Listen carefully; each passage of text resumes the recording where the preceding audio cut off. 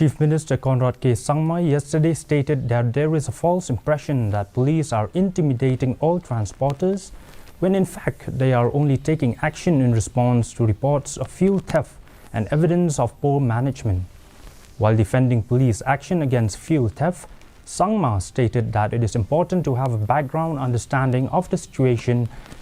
He further said that he has received complaints from the owners of the fuel stations that there was siphoning or leakage of the fuel.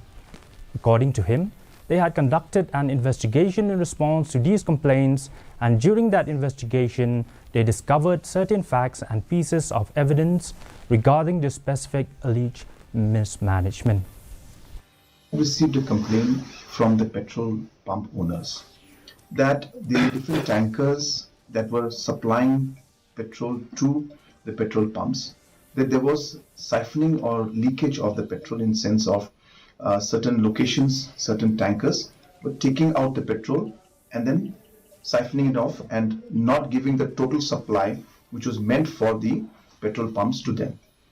Based on their complaint, we went into an inquiry. Based on that inquiry, they found some evidence and some fact into this particular alleged mismanagement. So therefore, police was not harassing anybody. It's a complete misconception.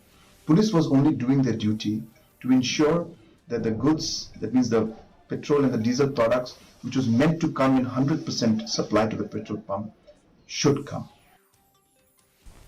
Chief Minister Conrad K. Sangma informed that the government is hopeful